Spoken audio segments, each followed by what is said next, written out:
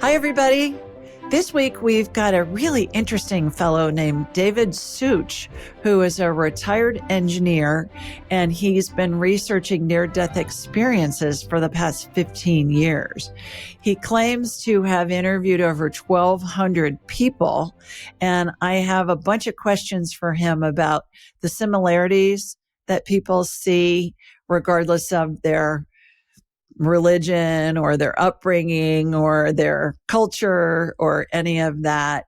I want to talk about where he sees the world going based on the information that he's learned. And then also, have there been in any situations where people have been healed from their near-death experiences? What are the commonalities? What are the differences? Does a Christian see Buddha? Does a Buddhist see Jesus? Questions along those lines. So really looking forward to doing a deep dive into all this near-death experience research that he's conducted. Remember to subscribe and like and share this episode. I'd love to hear your comments. I always enjoy reading them and just appreciate all your efforts to endorse the show and share it with others and all of that. So let's see what David has to say. Hi, David. Hi, Julie. I'm so delighted that you took the time to join us today. Thanks so much for putting us into your schedule. I've got a whole bunch of questions for you. Well, it's a pleasure to be on the show today. Thank you so much for inviting me. Oh, my honor. Let's just get right into it. What's an NDE? Well, an NDE is a near-death experience. The term was originally coined by Raymond Moody, I believe, back in the 70s. And it's actually, from a human perspective, a death experience. People die. Some of the 1,200 testimonies I've heard, the people were dead for more than an hour, a few of them. But from a heavenly perspective, there's a cord of light energy that's still attached from the spirit to the body. And until that breaks, they can come back. So it's people who have died physically, but that cord isn't cut, and they have an experience in the afterlife, and then they return.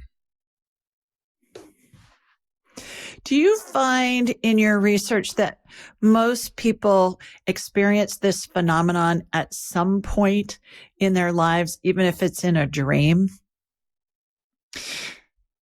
Well, even most people who have heart attacks and so forth do not recall having a near-death experience. So most people who die do not come back reporting to have these afterlife unearthly experiences.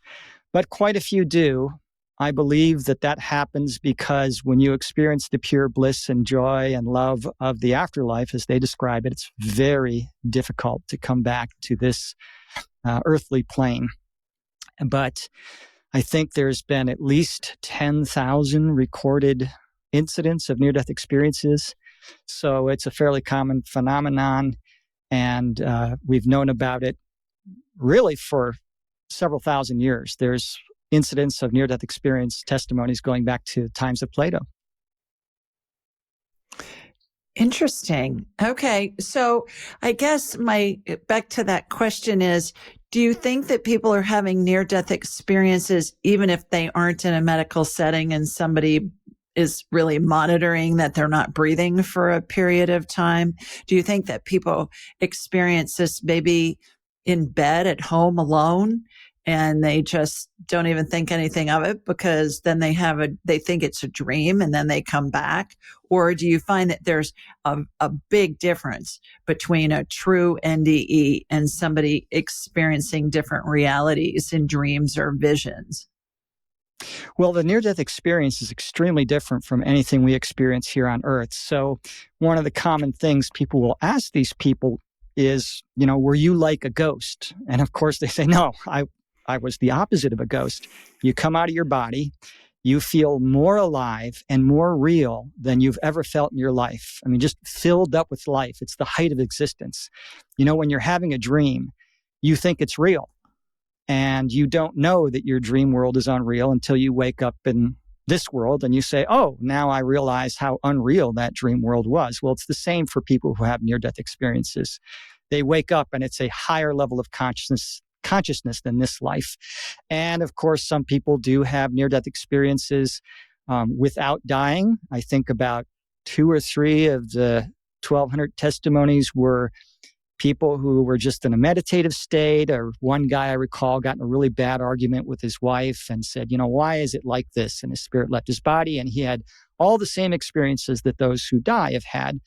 Now, you mentioned sleeping, and I have been told by near-death experiencers that we leave our bodies every night and we go to the afterlife and we get communications and we talk with our guides and so forth, and we come back and we don't remember it generally. And that is why, and this is just a theory, when you're thinking about something like, oh, what do I do? I've got this big life decision. Let me sleep on it. And then you wake up in the morning and it's clear to you what you want to do. Well, I believe that happens because we get this knowledge and communication every night when we go to bed. We have that visit to heaven when our spirit leaves our bodies. I agree. And it's been my experience as well, David, that our bodies go back to our factory preset frequency, vibrational level that we all come in with. And during the day, we're busy and our emotions are up and down and all over the place. And we're dealing with work and families and drama and whatever. And that when we go to sleep, we go back to, I call it the pre-factory, the presetting coming in from the factory. And so we're able to get on the spirit level, if you will, of the frequency, because spirit doesn't communicate on the I feel crappy channels when we're going about our daily lives and maybe not feeling that great. But when we're asleep and we're on that spirit frequency again, it's easier for them to communicate with us. Have you found anything like that in your research, that somebody has said, yeah, we all come in with this vibration and it's something that we just go back to all the time? Well, I have heard that, heaven is our true home and we have pre-lives in the afterlife, and we come down here to have these human experiences. But in my own personal experience, I get communication from my spiritual guides. Sometimes I have conversations, and it almost always happens early in the morning or late at night when I'm half asleep. And one time when I got irritated and I said, why are you talking to me when I'm half asleep? They said to me, well, your mind has got to be relaxed. Just what you said, the cares and worries of the day, our brains operating out of the ego-based operation. And especially if we're worried about something or fearful about something, fear shuts down that communication. So definitely when you're in a more relaxed state, the spiritual guides can talk to you better. I agree. Do you find NDEers reluctant to discuss their experience? Oh, yes, sure. Some of them are. Now, if you think about it, there's a very good reason for that. If you think about the human race, why did we become the dominant species on the planet? We don't have big, sharp, pointy teeth. We don't have giant claws. We're not particularly strong or good survivors out in nature. We survived and became the dominant species because of our community, because of cooperating, working with each other, being our brother's keeper, watching out for each other. And so every human being is very aware that if you disconnect from the group, you're going to have survival issues. You're going to have problems. And so, when they talk about these experiences, people think, oh, you're crazy. And because you're crazy, you might be dangerous and I need to get away from you.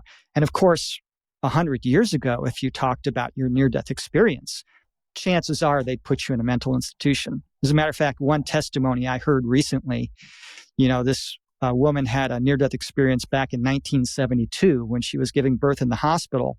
And when she came out of it, she was all excited, and she tells her doctors, I was in this other place, the beauty beyond description, and all the common things you hear in these NDEs. 3 weeks in psychiatric evaluation. Now it's becoming more common today. It's becoming more accepted, but certainly people are more reluctant, or people are still reluctant to speak about it. But, we're seeing it now in movies, right? Don't go towards the light, Jim. Stay here. People joke around about it. And if you were to talk about your chakras or your higher self 50 years ago, people would look at you like you're nuts. And now they, look at you like, okay, I know what they're talking about. It's kind of becoming accepted terminology. So it's becoming more accepted, but we're a ways away yet from it being commonly accepted. They're just talking about it like, this great place I went and had dinner yesterday. Oh, I had this NDE. Oh, tell us about it. No, we're not there yet. Do you think that that's more of a recent phenomenon in the last 150 or 200 years? Or do you think that it's always been a taboo subject even back in the day? You mentioned Plato. I know Plato and Shakespeare and I think King Lear mentions it. I think there are a lot of them that mention the NDE type of experience. Do you think that it's become more taboo as we've become more well educated, perhaps, and want proof that these kinds of things can happen? Well, I think certainly there are some elements of culture where it's becoming more taboo to speak about these kinds of things. Religion is kind of being pushed aside. But in another sense, I think there's a large part of our worldwide culture that certainly it's, much more open to hearing that kind of thing. If you were to talk about that 500 years ago, they might think you're possessed. You might be excommunicated from the church or something like that. And even 50 years ago, you talked about your near-death experience. You got the raised eyebrows. What's wrong with this person? Crazy Jim over there talking about his experiences. Maybe he took too many drugs in the 60s or something like that. But it's becoming much more widely accepted, especially because of channels like yours. You've had people on with their near-death experiences. And when I clicked on the very first NDE video back in 2007, YouTube was fairly new and it was hard to find NDEs. I might find only one a week. Well, now there's more channels than I can keep track of with thousands and thousands. So I think our communication is helping us bring it to the forefront, and it's becoming accepted that these things are real phenomenon. Now, whether people believe that they were, real spiritual experiences or hallucinations is another issue, but certainly it's becoming widely accepted that these things happen, that these experiences happen. I don't know who came up with this quote. I think it's been used by a lot of famous people over the years, but just because you believe something isn't true doesn't mean it isn't true. There are lots of things that people don't believe, but they're still true. So I think this pertains here too. Tell us how your NDE research journey began. How did this all come about? Did you just grow up as a little boy thinking, oh, I want to study what happens when somebody dies, and then I really want to study what happens when somebody dies, and then they come back? Well, actually, back in, I believe it was 1979, when I was 14 years old, I read Raymond Moody's book, Life After Life, a few years after it came out. And back then I was a Christian, and I said, no, that's kind of interesting. Looks like there's some kind of proof that, all this stuff is real. Well, I just put it aside and put it out of my mind and didn't think about it again. And I was a Christian for many years. And in the late 90s, because my job required a lot of typing, a lot of computer data input, I got severe tendonitis in my hands, then I got it in my feet, then I got it in my jaw, and I had surgery in my hands to relieve some of the pain. But by 2007, the chronic pain had gotten so bad, I had a hard time just being on my feet for more than 10 minutes because of the pain in my feet. And, I thought something's wrong, because it says in the Bible that, if you ask for something, you'll get it. And I had asked at least a dozen churches to be prayed for over the years, and probably hundreds of people, and nothing happened. So I came to this very painful conclusion. And that conclusion was, well, I'm not a good Christian. Obviously, I'm the son that God is embarrassed of. I want nothing to do with you because you haven't been a good child, that kind of thing. Or I thought maybe God doesn't exist, but I was pretty sure it was the first one, that I was just out of his favor. And that was really painful. And so I was out of work for a few weeks, because I just couldn't work because of the pain. And I was at home kind of going between the bed and the chair, trying to stay comfortable. And I clicked on a random YouTube video in my feed about an atheist who died, found himself in a hellish environment of the afterlife, and called out to heaven for help, and they came and got him.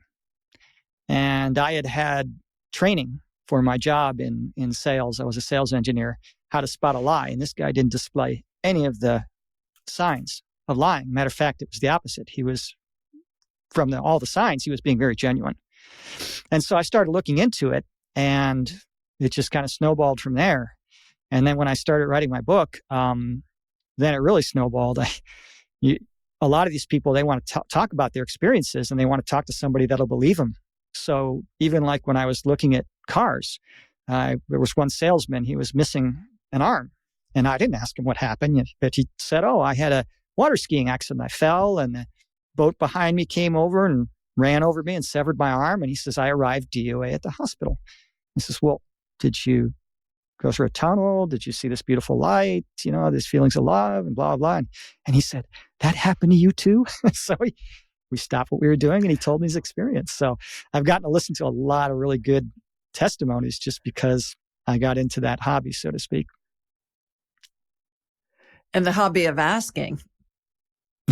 Yeah. And when they find somebody that'll listen, and they really open up, which is nice. And I was shocked because my own Aunt Donna had a near-death experience when she gave birth to my cousin. She never told anybody in the family about it. When I told her I was writing a book, she said, well, I died when I was giving birth to your cousin. She told me about her NDE. Wow. Well, and are you an engineer by training too? You say you're a sales engineer. Does that mean you're an engineer and you can speak engineering lingo to other engineers? Yeah, I was a mechanical engineer, and I retired for a while back in 2013. And now I do a little bit of consulting on some power plants, but I don't do much of that anymore. So you're a linear thinker as an engineer.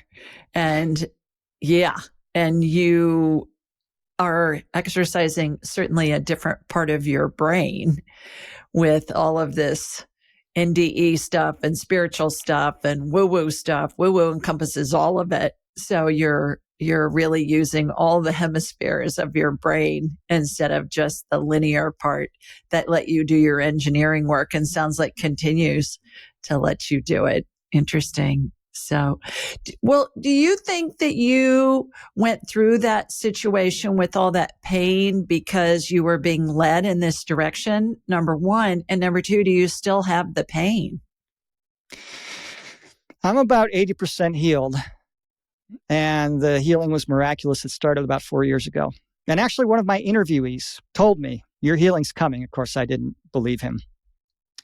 And the pain was part of the process to put me in the direction of my life that I needed to go. So Proverbs, the Bible, says something that I think is very profound and very true. It says, sometimes it takes a painful experience to make us change our ways.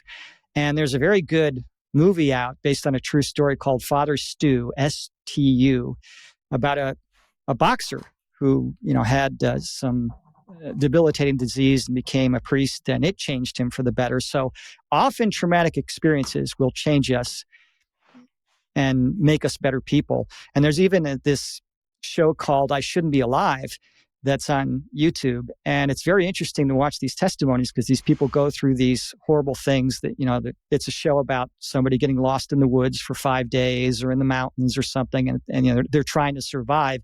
And something very interesting happens when they come out of that experience. They're rescued and they get back to their normal lives. Life is different. They tend to appreciate each day more. They tend to be more relaxed. They tend to take more risks and do things, to enjoy life. And I think part of this earthly experience, which is, it compared to heaven, it's quite hellish. It's to help us grow and mature. So certainly we have experiences down here that may seem negative from our earthly perspectives, but they make us better people. I would agree with that. In your research, were there messages gleaned from the testimonials by your subjects, if you will, that not only had a profound effect on their lives, but had the ability to have a profound effect on humanity as a whole? Did you find that was it something that was commonplace? Was it sporadic? How did that work? Messages that would affect humanity as a whole? Absolutely. Yeah. So, yeah. Can you give us a couple of examples of that? sure. Probably some of the big things are we're loved no matter what. So that was a big game changer, at least in my mind and in my life. You mean it's not a reward punishment? It's not a pass-fail test down here? I'm going back home when this life is over, no matter how much I screw up or how badly I behave? Yes. We don't love you one bit less just because you misbehaved. That was a big one. Of course, that we're all connected. There is a creative, benevolent source of everything in existence that we call God, and these near-death experiencers see this, light and so forth. And when they're in this light, they realize that we are more connected than separate. And of course, down here on Earth, what we have is the illusion of separateness, but it's just an illusion. And so, if everyone in the world had a near-death experience, tonight as they slept, tomorrow morning, the 50,000 homeless people in Los Angeles, for example, they would be swarmed. Because the idea that near-death experiencers talk about is you cannot help another human being without helping yourself and without helping the whole, because we're all connected. You cannot harm another human being without harming yourself and harming the whole, because we're all connected. And so we are seeing a lot of problems on this earth because we think we're separate. There's cutthroat competition and people screwing each other over and corruption, politics and business and banking and all these horrible things going on. So that our common connection is a big one. And of course, the fact that we're doing an important job for creation down here, that was a big shocker. I thought it was a pass-fail test. I got to get through this miserable life and then I get to go home and be happy. It's like, no, we're doing a really important job by these physical existences. So for the love of heaven to exist, even for the other intelligent forms of life that exist in this galaxy, in compared to Earth, fairly beautiful utopian societies, for even them to exist, there has to be a free will planet. There has to be a small part of creation experiencing the love-fear duality and having a choice. So we are the only free will planet in this galaxy. And you only need one, just like you only need one big cancer research institute. When they find a cure for cancer, they share it with everybody. Now, what do I mean by free will? I'm not talking about freedom. You have freedom in heaven and on earth. I'm talking about free will, which is something different. So if we're all connected, so if we were all connected down here, I could choose to pet the dog or kick the dog. But that's only if I'm experiencing the illusion of separateness. Because if I'm connected, I'm going to feel the kick. So I really don't have a choice. So down here on Earth, we have a choice between love and fear, to act out of kindness or cruelty because of that illusion of separateness. And every time a human being chooses the path of love, that contributes to the creation process. So we are a critical part of the growth of creation. We're part of the engine of growth of God. And we are part of, and this is just a metaphor, holding the space for the love of heaven to exist. And people have been told this. And so there's this perfect plan, and it's working itself out in its perfection. That's a common theme you hear from NDEs. Well, when you look around at the world today, it doesn't seem like a perfect world. Well, that's because we're experiencing this love-fear duality. And we're doing an important job for our family, and we're doing it because we love them. We are considered the daredevil souls, the crazy ones who are doing the tough work for our family so they can continue and grow. And we are honored by those in heaven. We're considered to be the brave ones. That was a shocker to me. So yeah, there are lots of amazing truths that if humanity was aware of them all, it would drastically change us overnight. But just as it takes many years for a child to grow up, it's going to take a while for us to mature as a species, but we're on the path. When you look at researching something, and I'm an inventor, I have patents and trademarks and stuff like that. Engineers like you would know about that. And I'm an inventor of surgical devices sold throughout the world. And as I needed to get through the FDA to get my devices approved here in America, and then the complementary governing bodies in other countries, they wanted to see clinical studies. They wanted to see proof that the device that we were manufacturing was going to be effective and safe to use.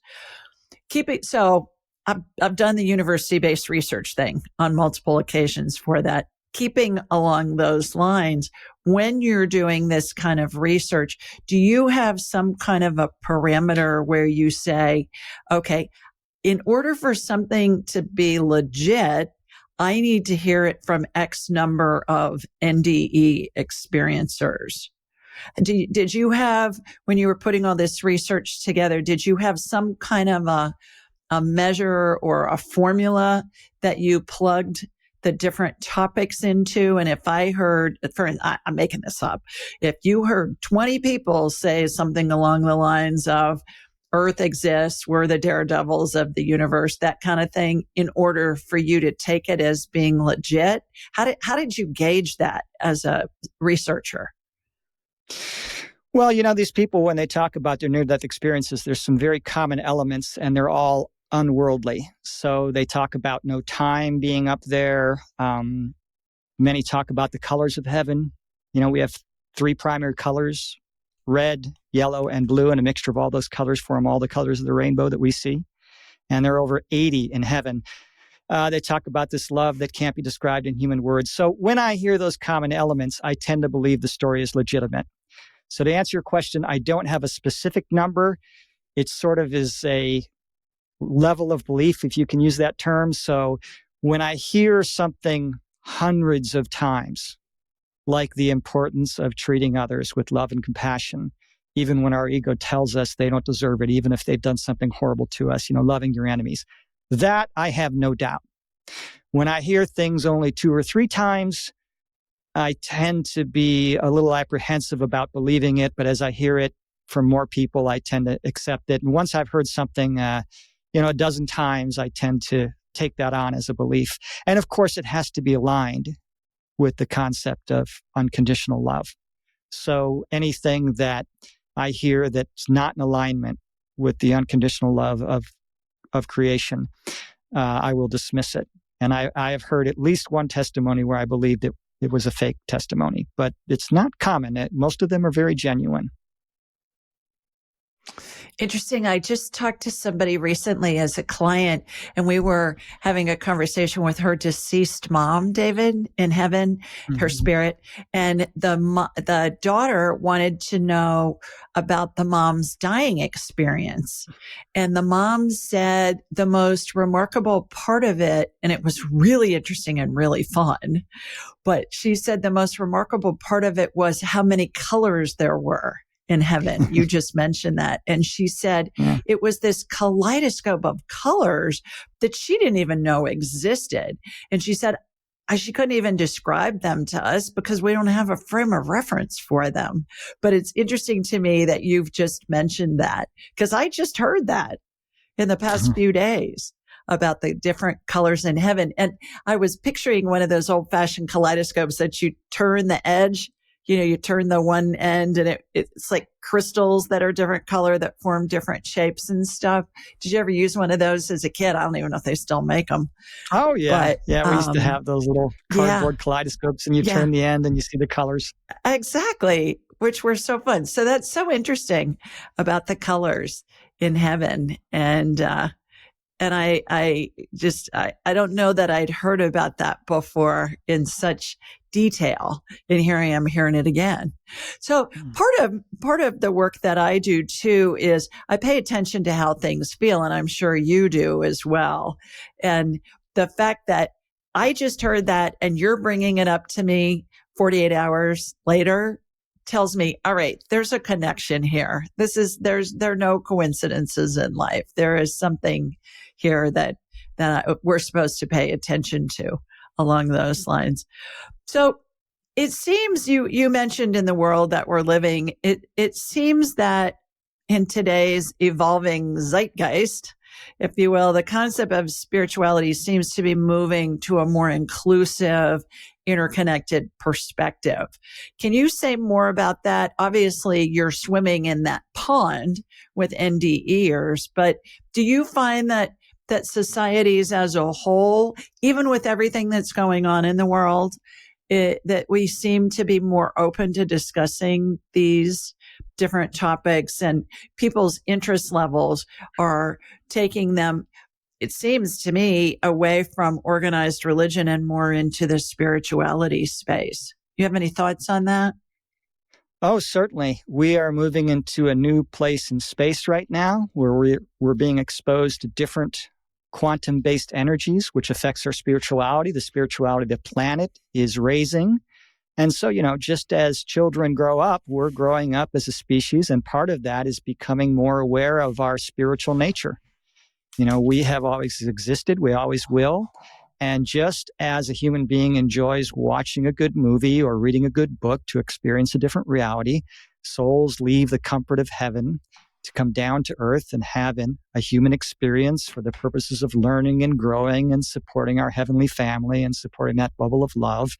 And so certainly there is a raising awareness of spirituality on the planet. I think the first big explosion of consciousness that happened in my lifetime was the hippie movement of the 1960s. And I'm talking about the original flower children, not the mainstream hippie movement, but the original flower children who, were all about love and peace and acceptance. And of course, I've heard about the future Earth, and religion's not going to go away. It's going to mature.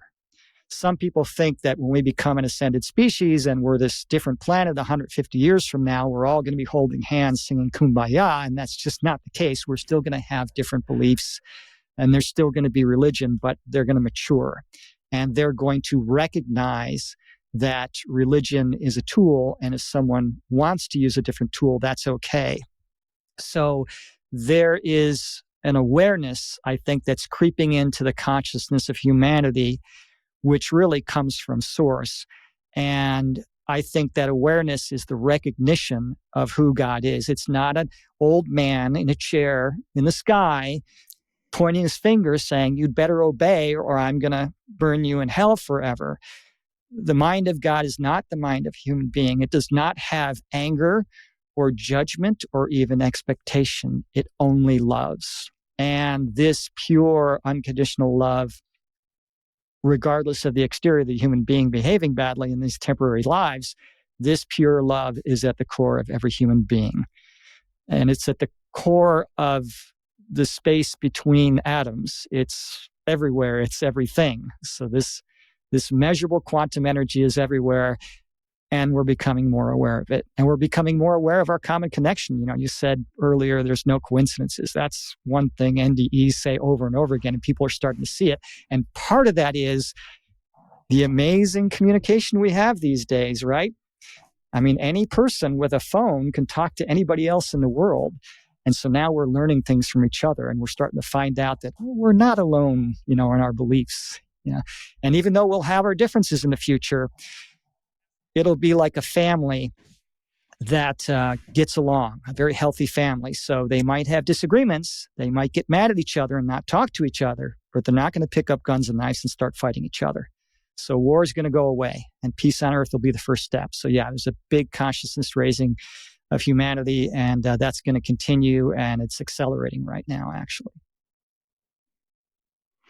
Well, and I believe that we create out of the contrast. If we didn't know what we don't want, we wouldn't have any incentive to create what we do want. So we need that dichotomy between the two thoughts, and it's all perspective. Something that's good for one person may be bad for somebody else, but it's all about us creating for ourselves with our own perspective. And I believe that's most likely what your NDEers are telling you, that there are similarities, but everybody's experience is really a personal experience for them based on their frame of reference, based on what their life experience up until that point have been. Is that what you're finding? Oh, yes. So every human being experiences their own unique reality. So a lumberjack in Oregon experiences today a completely different reality than a taxi cab driver in China. There's no overlap. But a lot of us do have overlap. So what we're all experiencing is our own personal realities that we create with our thoughts and perspectives that overlap and interconnect.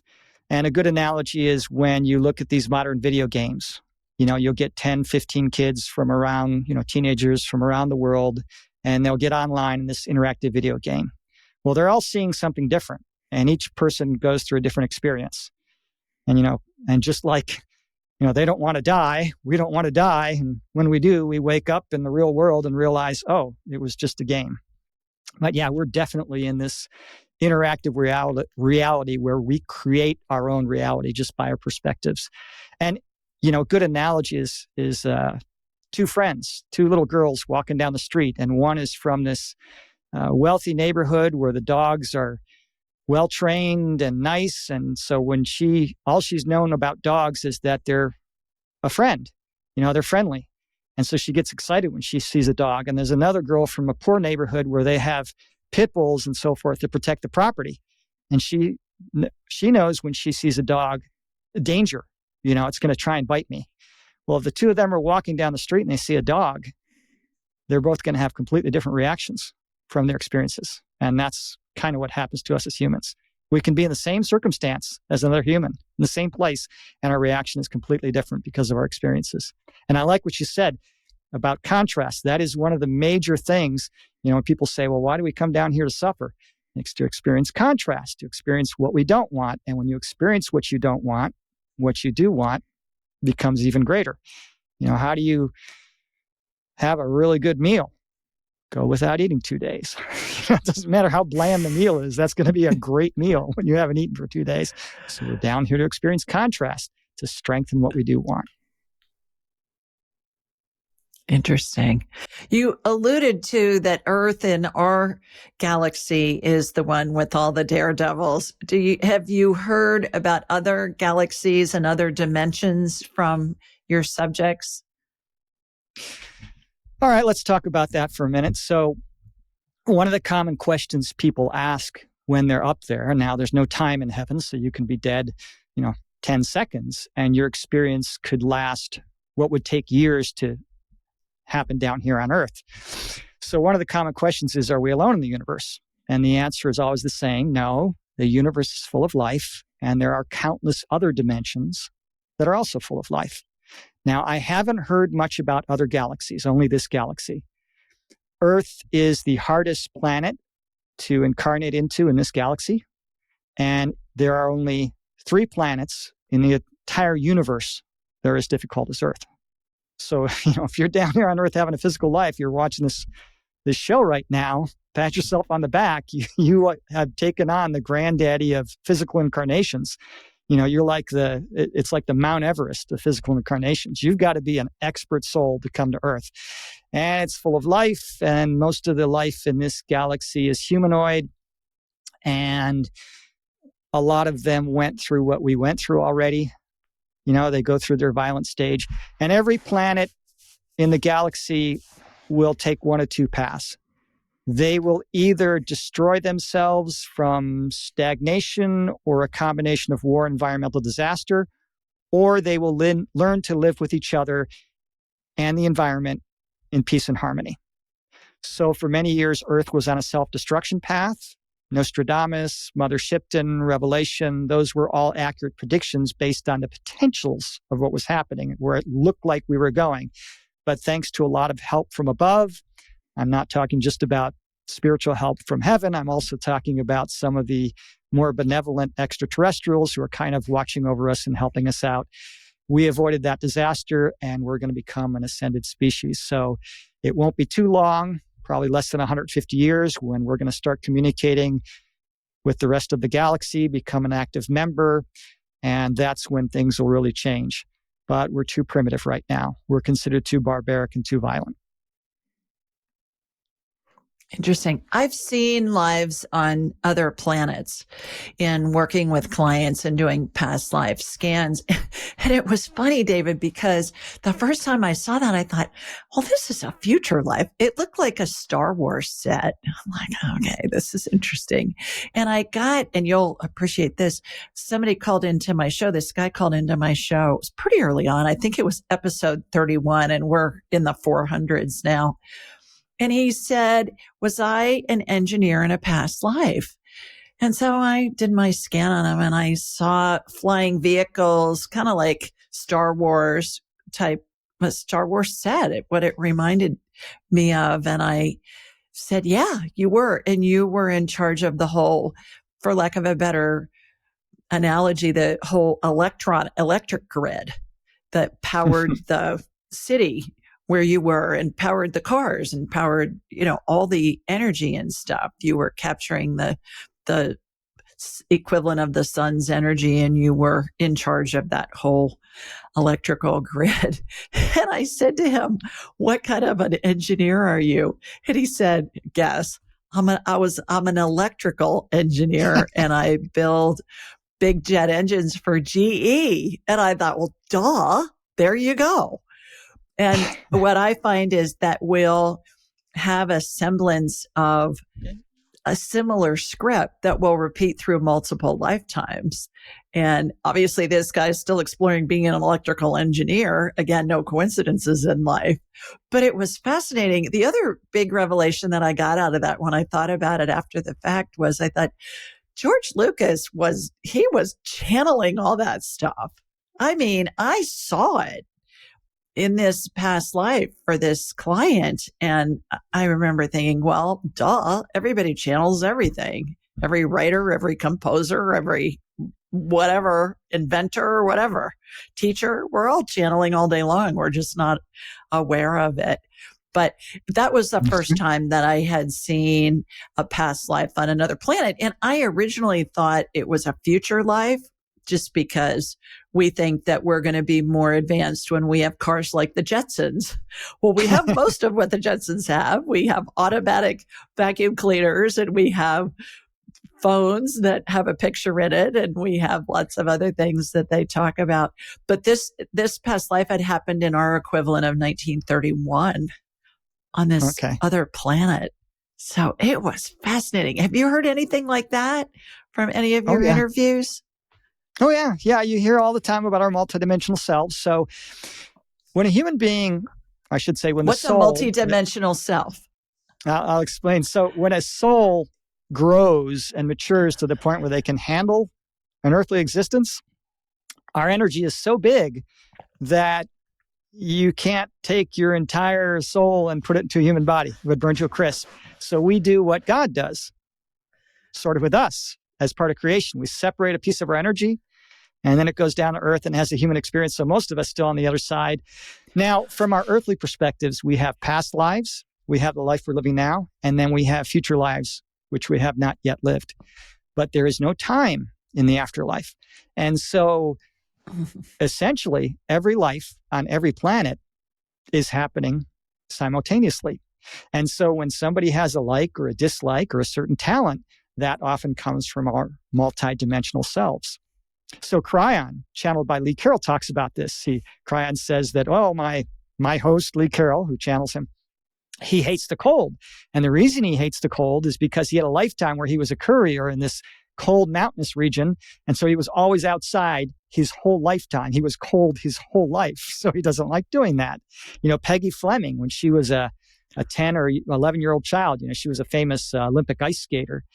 And I hope I'm getting the story right, but when she was about 10 or 11 or so, the neighbors invited her to go ice skating. And when they came back, the neighbors said, well, how long has Peggy been taking lessons? And they said, oh, she's never ice skated before in her life, because she was, doing spins and going backwards and all this stuff.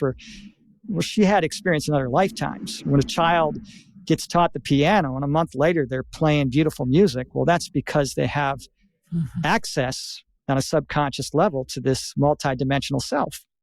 So even me, I chose to be an engineer in this lifetime, but very early on in my NDE research, one of the guys I interviewed, a 6-hour interview, it was really interesting. He said, oh, you're a teacher. I thought, oh, yeah, right. Well, turns out I am. Both my parents are teachers, and the first word I ever spoke was bata. Now, I don't remember doing this. My parents told me I would say bata, bata, and they'd say, David, what does that mean? And I would just say bata. And I eventually stopped saying it. When I got into my NDE research, I started hearing about a group of extraterrestrials called the Pleiadians, who are humanoid. They look like us. If you saw one, you'd think they were Nordic or something like that. And the word for teacher in Pleiadian is Ptah. Yeah, no coincidences. Oh wow. So yeah, we have multidimensional lives, and our lives affect each other. And we start out on more advanced planets where it's easy to have a life, and then we build up to more difficult planets like this one. And what I've heard from Spirit over and over and over again is we have this human existence to live a life of joy and to serve. And we think, okay, live a life of joy, really, with this contrast of things that we don't want and things that we do want. We're always creating things that we do want in the pursuit of happiness, in the pursuit of joy. And that didn't make sense to me until just a few years ago, because I had heard over and over again from Spirit, you're here to have a life of joy. Well, if somebody's in the middle of some kind of drama and trauma, there's not a lot of joy in that. But it's the ability over time to find those golden nuggets, even in those tough times, to create a life of joy. Would you agree with that? Oh, yes. I mean, I use the analogy of the Mount Everest of incarnations. Now, if you were to ask every single person who's ever climbed Mount Everest, what was the main reason you did it? Not one of them would say, well, I wanted to suffer. But if you ask them, did you know you were going to suffer before you did it? They say, oh, yeah. Now you get to the top of that mountain, and it is an accomplishment like no other. You climb Mount Everest, that's something you talk about for the rest of your life. That's something the world says, Grandpa Joe, when he was a younger man, he climbed Mount Everest. It's a big thing, right? And the view is spectacular. I mean, it's an amazing experience. But, that's the way these lives are down here. They're amazing experiences. You learn a whole heck of a lot. I mean, huge leaps and bounds in consciousness. But part of the experience down here is experiencing suffering.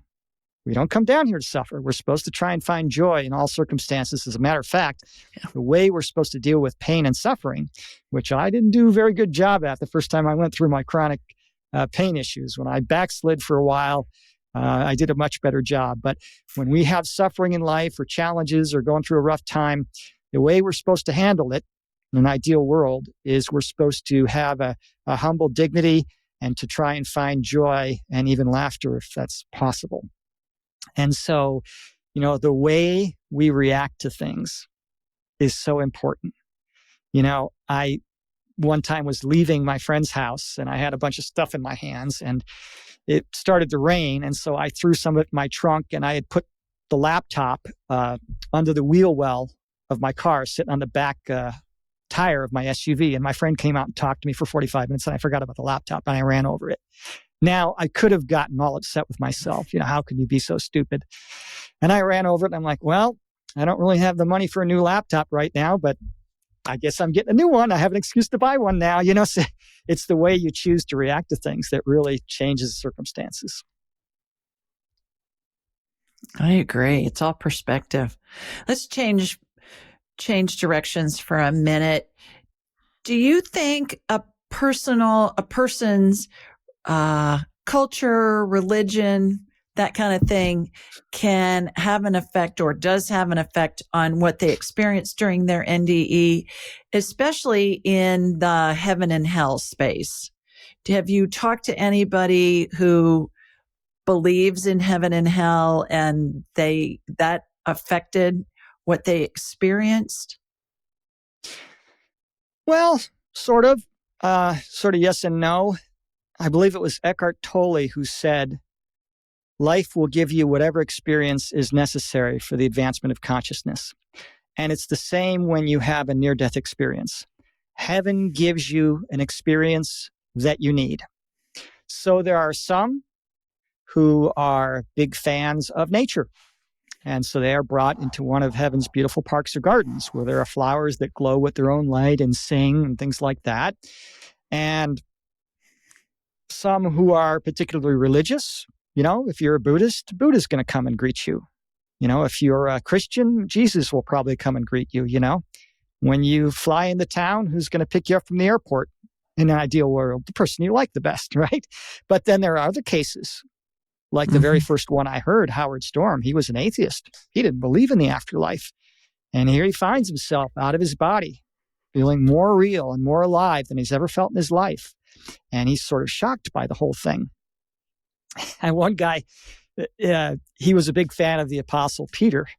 And so when he got to heaven, Peter met him. Now, you can appear any way you want in the afterlife. You can change your form like a shapeshifter. You can appear any way you want. And people generally choose to appear as the best looking versions of themselves, usually about 25, 30-ish. But this guy was a big fan of Peter the Apostle. And so he gets met by Peter, who probably showed up the way he looked on earth. And he says, yeah, he was a bit shaggy looking. So you'll be given the experience that will best help you. And if the only way you're going to feel comfortable is with certain religious figures or in a certain environment, that's the experience they will give you. Now, some people have very uncomfortable NDEs, but even those experiences transform them and make them better people.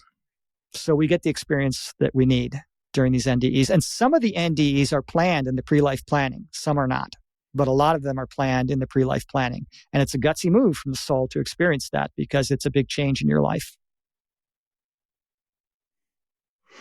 I want to come back to the pre-life planning here in a couple of minutes, but along the lines of St. Peter, I always say, I've never heard from Spirit that St. Peter's at the pearly gates with a clipboard going, okay, you're allowed in. You got to go burn for eternity in the fires of hell. And, I've never seen that. It's been my experience talking with tens of thousands of spirits over the years, that everybody goes to heaven.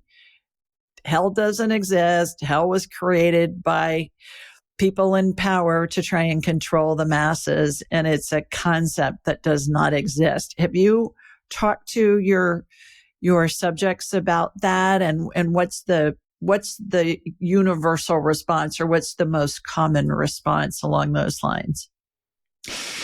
Well, as near as I can tell from what everyone has said, there really is no heaven and hell in the terms as we understand them in our global culture. If you went to California, for example, and you went to Watts or Compton or, someplace like that where they're really having some challenges, you might look around and say, well, this is hell. And then if you drove over to Beverly Hills, you'd say, well, this is heaven. There are only countless number of realms created by the collective groups of souls in those realms. So in the afterlife, what they do is they set up these spaces called quantum fields. And within that space, anything the mind can imagine or conceive of gets manifested and created. So about 3% of the NDEs were negative or hellish experiences, and the vast majority were heavenly experiences. Hell is not a punishment. It is not a sentence. It's not permanent. It, in my opinion, from what I've heard, and this is really the only part of my research that isn't totally clear why these negative realms exist. Now, I know they exist for the benefit of creation because the creation plan is perfect. So if they did not have a role in creation, they would not exist. When you disconnect completely from source or from love, or partially disconnect in an environment, it creates a hellish environment. And we are creator gods, just like the big God. And so I've heard testimonies where the person dies, they're in this dark void, and they start to panic, and the experience becomes very negative. And as soon as they calm down and say, oh, I'm dead, I must be dead, there's nothing I can do about it, and they calm down, then the experience becomes positive. And then sometimes at that point, they see a light or a being or whatever, and they have their near-death experience. So yeah, there's no religious sort of punishment and eternal burning forever. I mean, that doesn't make sense. God loves you. He really loves you. Of course, if you break his rules, he's going to burn you in hell forever, but he loves you. That doesn't make sense.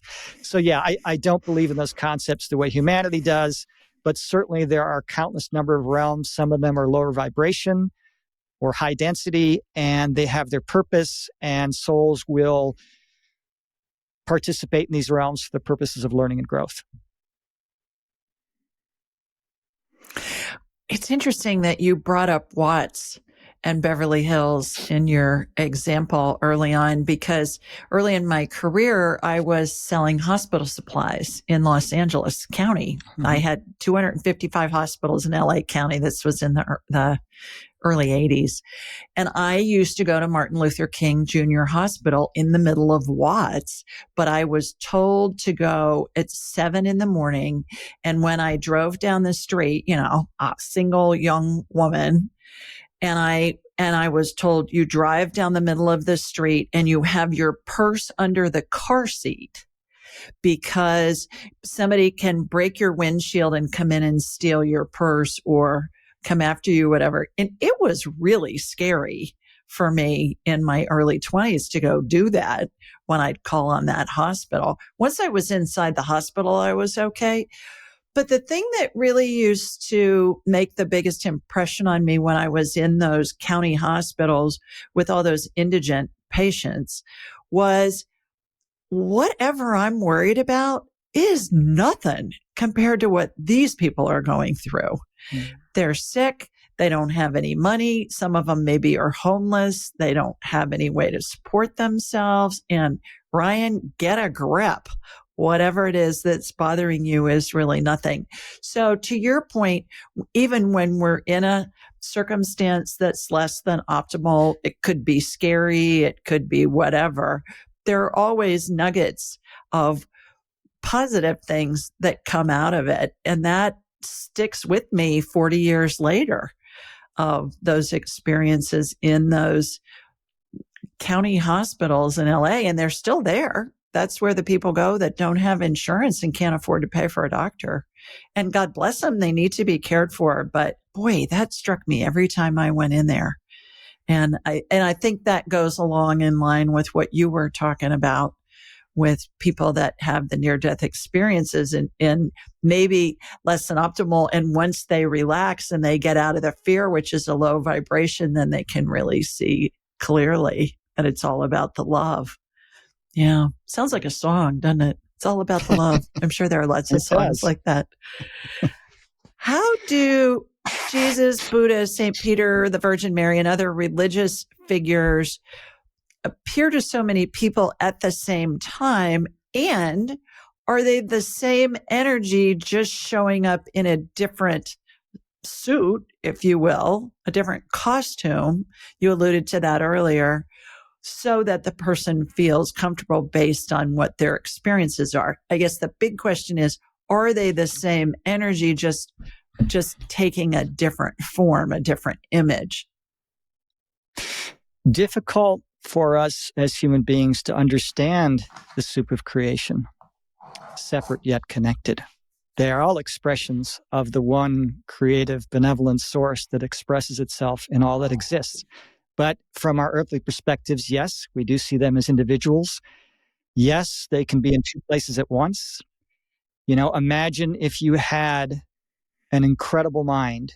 You're 100,000 times smarter and faster in your thinking than the average human being.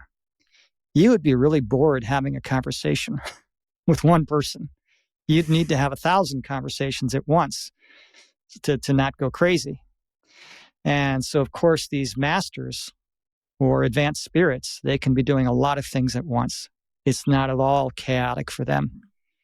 If you hear several different songs being sung together in harmony like they do in these churches and things like that, it would seem like chaos, but we managed to take several different songs and sing them together, and there's this harmony. And that's the way it is down here with that. So they have these multidimensional selves, and they are perfectly comfortable, and it feels very natural for them to be doing many things at once. Multitasking is a primary attribute and talent of ascended masters. Well, we're all made in the image and likeness of God. Most people think, to your point earlier, God's some old man with white hair and a long white beard sitting on a throne someplace on a cloud up in the sky. And I believe that we're made in the image and likeness of God in spirit form. So if God can be everywhere all at the same time, so can we. we have the ability to do that. And you alluded to this earlier also, that we live multiple lifetimes concurrently. Well, that makes my head want to explode, because I just can't even fathom that, because I don't have a frame of reference for it. However, I go to the place of, is it feasible? I guess it's feasible. We'll figure out when we transition, right? But boy, it sure doesn't. I can't figure out how that works, but I don't think I'm supposed to know how it works. It's just been told that, yeah, absolutely. You touched on the subject of music a minute ago, and I am fascinated with the celestial music, the solfeggio frequencies, that kind of a thing that the old masters have used to write music, the Gregorian chant, other chants that date back, to the 3rd century or even earlier, BC, these melodies. And I laugh because the solfeggio frequency is even the do, re, mi song from Sound of Music, do, re, mi, fa, sol, la, ti, do. That is one as well. Do you have any subjects in your research that report hearing music, or hearing music that is unlike something that they've heard in their human lives so far? Oh, yes, that's very common. Those who hear the music of heaven, they say, our best, most beautiful music here on earth compared to the music in heaven sounds like a child banging on a pan with a stick. And probably the best description I've heard of the music of heaven comes from Don Piper's book, 90 Minutes in Heaven. He was a pastor who died in a car accident on a bridge, and he really describes the music well. And I put that 2 or 3 page quote from his book in mine, so you can read it in either one of those places. But he gives a really good description of the music. You become part of the music and it fills you up. Yeah. And he says that was his favorite part of heaven. But some like the sights, some like the music, some like the smells. What most people talk about is just that feeling of love that's so strong that even the word love can't describe it. But yeah, lots have heard the music of heaven. It's supposed to be quite beautiful. I'm looking forward to hearing it again and remembering. Yeah. I think I'd like all of it all at the same time. That would be good too. Yeah. Well, I had Dr. Eben Alexander on the show, and he talked about that the celestial music was so amazing, and how he would reach higher and higher levels of consciousness in his NDE, and the music seemed to help him soar, helped him reach higher and higher levels of consciousness, which I thought was really interesting. I think it's interesting too how music is being used for healing. Certainly the sound bowls and the pitch tuning forks, or not pitchforks, but tuning forks and things like that seem to stimulate and vibrate different energetic fields to relieve pain and to produce feelings of joy and the feelings of relaxation and things like that. Dr. Alexander and I actually discussed too. I spent 30 years in and out of surgeries, developing products, testing prototypes, stuff like that. And I'm interested in the devices now that use sound frequencies to heal without making an incision. Sound like the lithotripter, is a frequency that's used to break up kidney stones. That's been around for a long time, but there are new devices that are being invented that are used in place of what we know as traditional surgery. Did you have any subjects in your research, David, that talked about they had Anita Moorjani is probably the most well-known one in this day and age, but somebody that had some kind of a disease or illness, and that when they went to heaven or whatever they want to call it, was music used to help heal them? Did they have another experience, and did they find that they were healed of whatever their physical ailment was when they came back after their NDE? Sure. Yeah. The body is whole and healed in the afterlife. Somebody is missing their legs, they're in the afterlife and they have their legs. And of course, in the higher dimensions, you don't have a body, you're pure energy. But yes, when they come back, So when you're in an NDE, you get infused with this high frequency, this very high vibration. And when you come back and you're in your body, your frequency is raised, your vibration is raised. And so just like the old movie projectors where the film gets projected onto the screen, your spiritual health projects onto the physical body. So it is quite common for those who have had near-death experiences from an accident or some sort of physical trauma to come back and have miraculous recoveries. And of course, Don Piper had a miraculous recovery. It was a long recovery, but it was miraculous. Howard Storm as well. And that was the first NDE I ever heard. And of course, doctors are well aware of this. They give it a name to dismiss its importance, but they don't understand why. But, if they name it, well, now they feel comfortable and okay, we know what it is. Well, they don't know. They don't understand it, but it's called spontaneous remission or spontaneous recovery. And yeah, lots of cases where people came back and just had very fast, miraculous healings. That's extremely common with near-death experiencers. Yeah, that's fascinating. It's been my experience that spirits of unknown siblings or children present themselves when a person is dying. I describe what I call the 12 phases of transition, where deceased loved ones and the spirits of deceased pets show up as somebody is at the end of their life. And university-based research supports that 90% of people see these deceased loved ones and pets either in dreams or visions.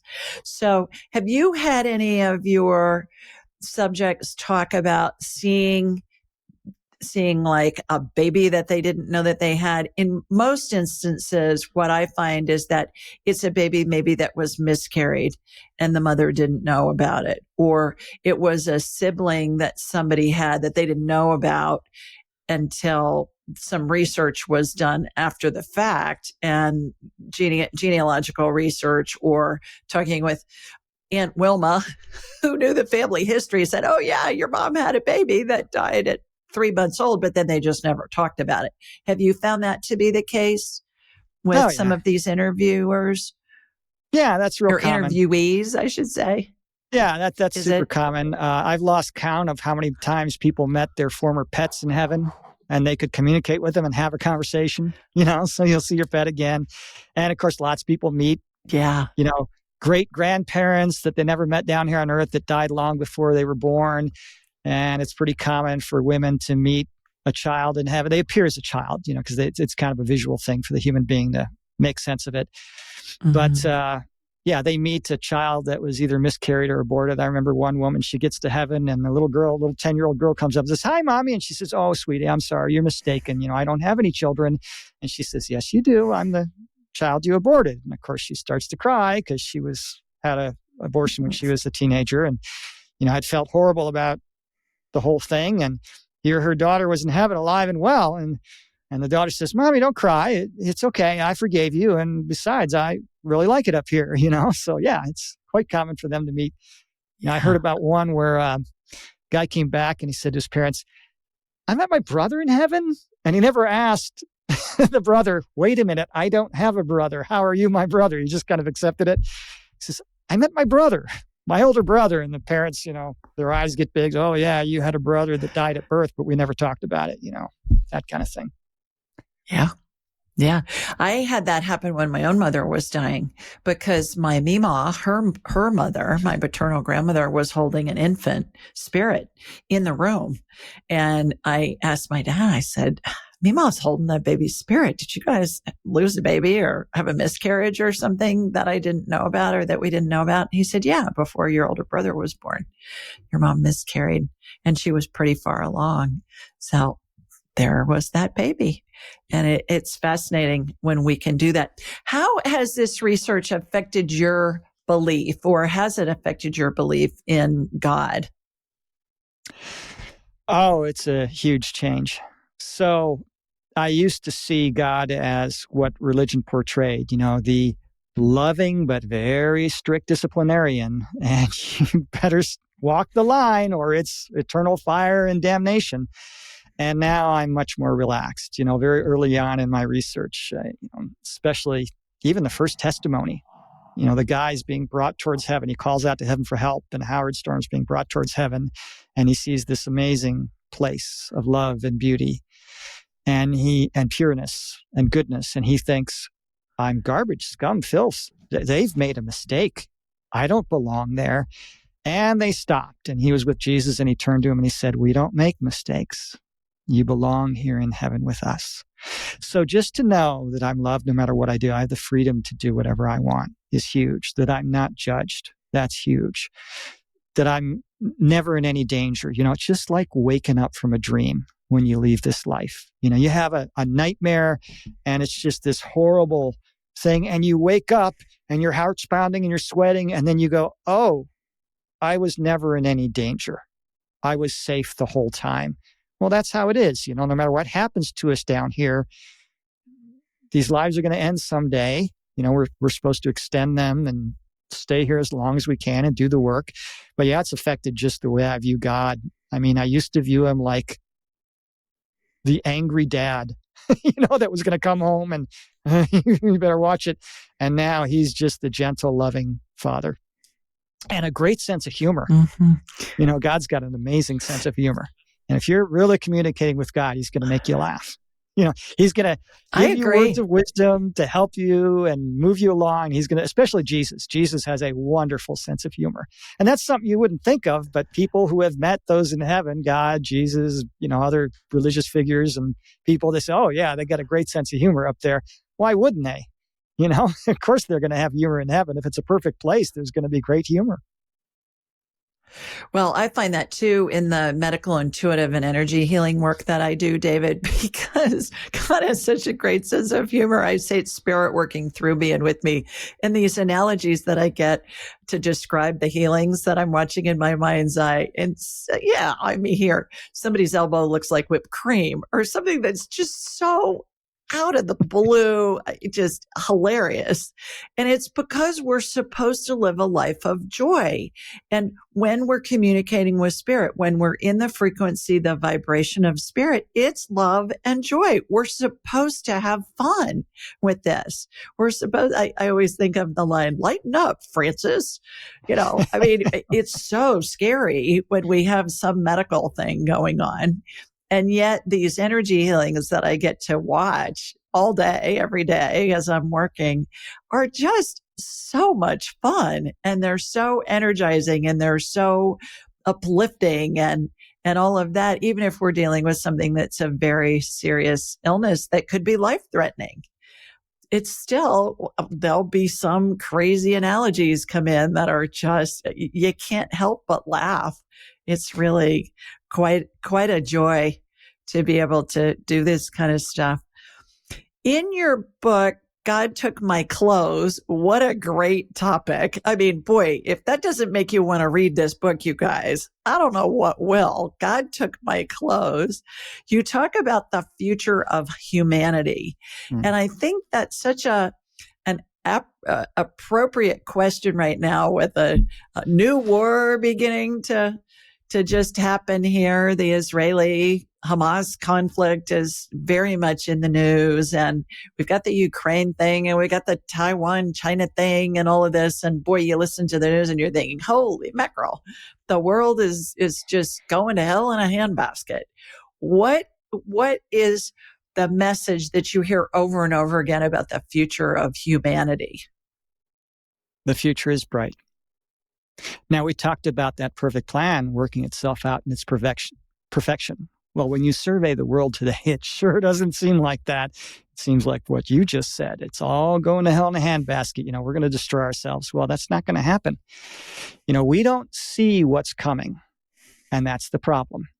If there was a giant house, big mansion that your extended family lived in for generations, and it served you very well, but now the roof has got holes in it. And it rains on the inside when it rains outside, and the plumbing is leaking, and the electrical's faulty, and all the wood is rotten to the core, and you just can't patch it up anymore. And it's got to be bulldozed to make way for a bigger, better, newer, more modern house. The day you're standing there in your property and watching the only home you've ever known get destroyed, it's going to seem like the end of the world. And we don't see what's coming. So what's happening in the world right now is there's a great battle between light and darkness. For thousands of years, dark was always winning. They were always supported by the energy of the planet. And now love is winning. And we have leaders and globalists that want to drag us back into the old way of doing things. And as they are losing control over the people, as humanity is going in the direction of cooperation instead of competition, of community rather than separateness, of love and compassion rather than punishment, as we're moving towards this new world of love, they are trying to drag us back because they don't want to lose their power. They don't realize how good this new world's going to be. And so for the first time in history, for instance, human beings, the bulk of them do not want war, but the leaders are dragging us back in. And so as they lose control, they're going to get more and more brazen and more aggressive. And what that will do is it will accelerate their demise. So we are about 50 years away from peace on Earth. There's no set timeline. Remember, human beings have free will, so we can, speed up, slow down, change direction. But we're about 50 years away, more or less, from peace on Earth. And that'll be the first step. And then about 150 years from now, there's going to be this new planet, as different as it was 150 years ago. Think about 150 years ago, no electricity, no phones, You might get a newspaper that's 3 months old, but pretty much you lived in your little farmhouse and maybe you went 20 miles away at the most. Maybe once in a great while you took a several-day trip and you went a couple hundred miles away. Completely different world. And that's the way it's going to be.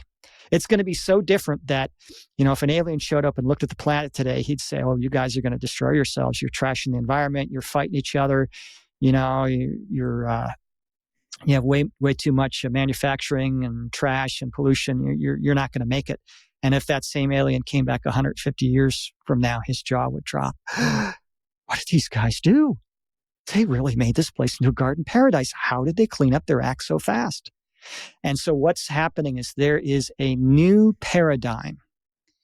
And the old paradigm is this. You attached yourself to a group, whether it was a big family or an army or something like the Roman Empire, and you made yourself as strong as possible and you took from others to survive. Well, the new paradigm is this, and we haven't gotten it into our heads yet, because with 1950s technology, this new paradigm is possible.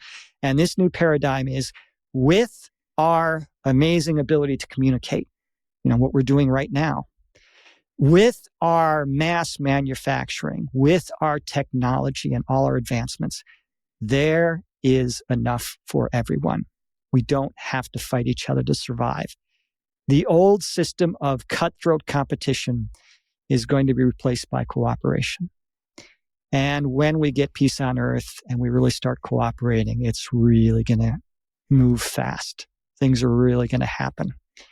We're going to attack the big plastic garbage patch in the Pacific Ocean.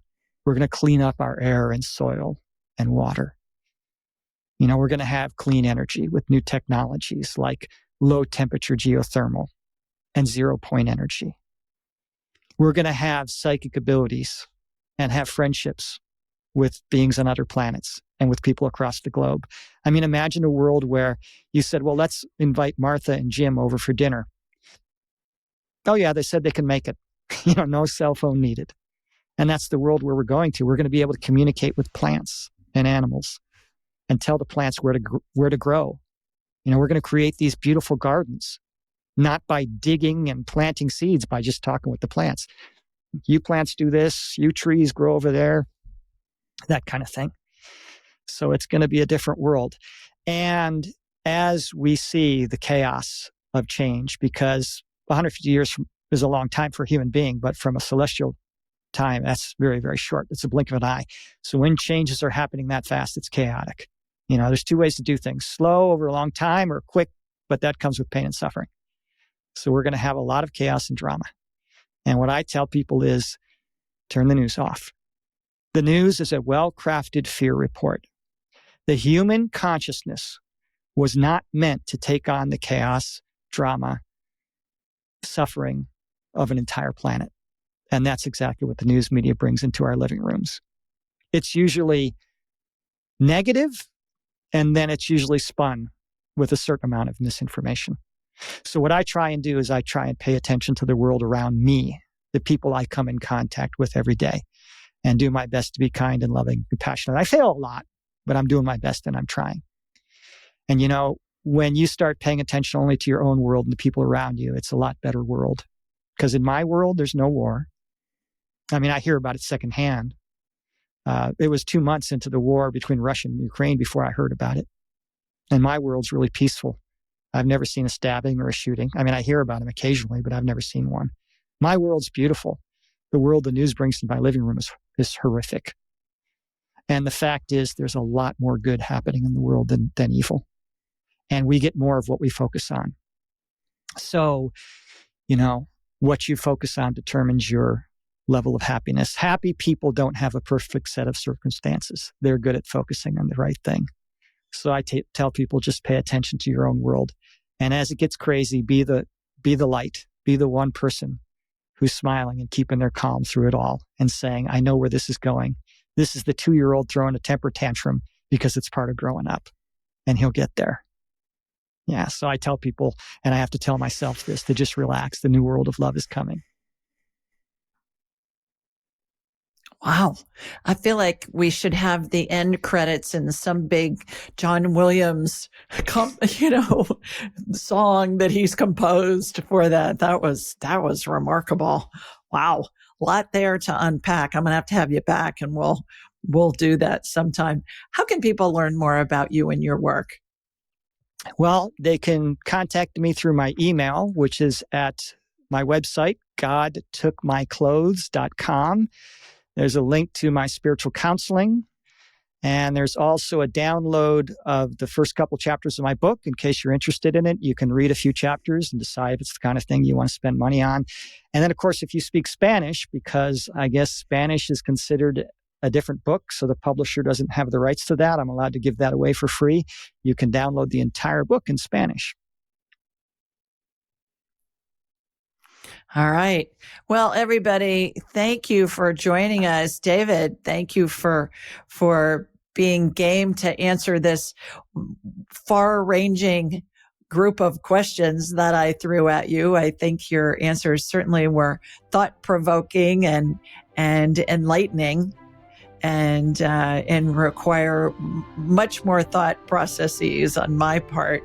But in the meantime, everybody's sending you lots of love from Sweet Home, Alabama, mwah, and from Texas too, where David is. And we'll see you next time. Bye, everybody. Thanks for joining us. Be sure to follow Julie on Instagram and YouTube at Ask Julie Ryan, and like her on Facebook at Ask Julie Ryan. To schedule an appointment or submit a question, please visit AskJulieRyan.com. This show is for informational purposes only. It is not intended to be medical, psychological, financial, or legal advice. Please contact a licensed professional. The Ask Julie Ryan Show, Julie Ryan and all parties involved in producing, recording, and distributing it assume no responsibility for listeners' actions based on any information heard on this or any Ask Julie Ryan shows or podcasts.